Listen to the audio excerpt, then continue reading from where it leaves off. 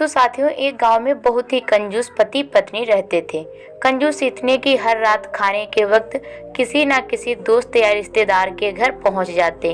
औपचारिकता दिखाते हुए पूछे जाने पर कि क्या वह दोनों भोजन करेंगे, तो झट से उनके साथ खाने पर बैठ जाते। अपनी छुट्टियां मनाने के लिए किसी दूसरे के घर डेरा डाल देते और खूब मस्ती करते।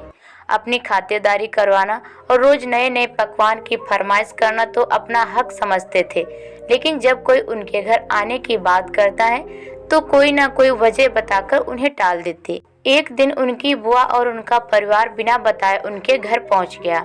काफी देर तक गप्पे मारने के बाद कंजूस पति पत्नी को लगा कि अब तो रात का खाना खिलाना ही पड़ेगा, मगर उनका कंजूस मन उन्हें खर्चा करने से रोक रहा था। तभी पति को एक उपाय सूझा। बुआ की तरफ देख पत्नी से बोला, आज बुआ बहुत दिनों के बाद घर आई हैं, तुम जल्दी से दाल चावल और साथ में मटर पनीर बना लो। मटर पनीर का नाम सुनते ही पत्नी परेशान हो उठी। जब देखो मुंह उठाकर चले आते हैं, अब मटर पनीर पर इतना खर्च करो। मन ही मन बड़बड़ाती हुई पत्नी रसोई में गई। पीछे पीछे पति महोदय भी पहुंच गए और अपनी योजना सुनाने लगे।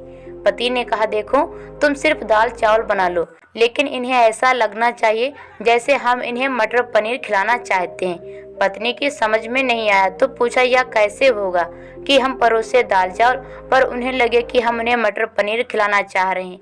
तो पति ने अपनी योजना बताई। सुनो, ऐसा करना कि रसोई में जाकर दाल चावल बना लो। जब तैयार हो जाए तो मुझे आवाज लगाना कि खाना तैयार है, आप टेबल पर प्लेटें लगा लो। पत्नी ध्यान से सारी बातें सुनती रही और आगे की योजना सुनने को बेताब होने लगी। तब पति ने अपनी असली योजना बताई, जब मैं प्लेट लगाने लगूं तो तुम एक खाली कढ़ाई किचन के फर्श पर गिरा देना। तब मैं पूछूंगा कि क्या गिरा, तो तुम जवाब देना, मटर पनीर की कढ़ाई गिर गई है। अब मटर पनीर बचा नहीं तो दाल चावल ही खाना पड़ेगा।